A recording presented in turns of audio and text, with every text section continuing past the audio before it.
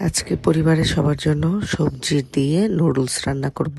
এখানে রয়েছে গাজর, সিম, আলু আর বিটরুট। এগুলো পানি দিয়ে লবণ দিয়ে সিদ্ধ করে নেব।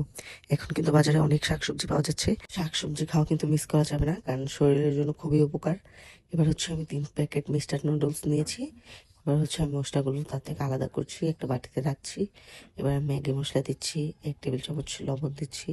এগুলো ভালোভাবে মিক্স করে একটা মশলা বানিয়ে নিলাম।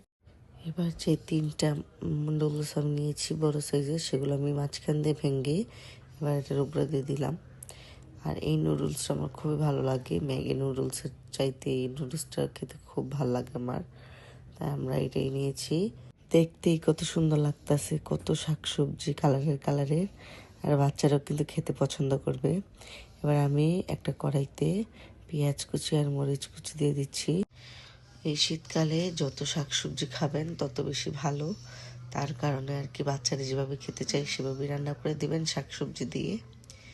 এবার আমার এটা ভালোভাবে ভাজা হয়ে গেছে। সামান্য পরিমাণে লবণ দিল যেন তাড়াতাড়ি হয়ে যায়।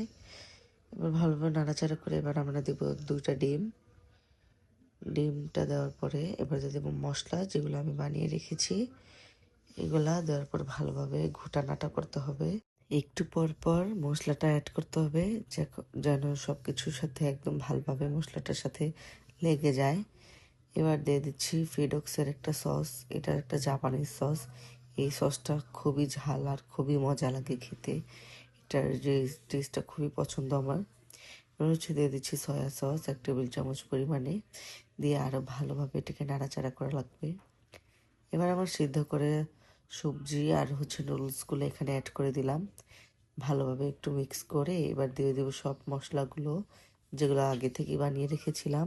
রান্নার শেষে সামান্য পরিমাণে ধনিয়া পাতা কুচি দিচ্ছি, এটা জাস্ট দেখা সৌন্দর্যের জন্য আর ফ্লেভারটা আসবে তাই। এবার হয়ে গেল আমাদের নুডলস রান্না।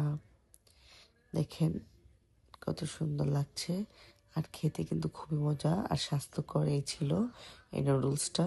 সব সবজি দিয়ে আমরা রান্না করছি, আপনারা চাইলে আরও কোনো রকম সবজি এখানে অ্যাড করতে পারেন, কারণ যত সবজি খাবেন তত বেশি ভালো আর সবার জন্য বেস্ট। তো সবাই ভালো থাকবেন, সুস্থ থাকবেন, আল্লাহ হাফেজ।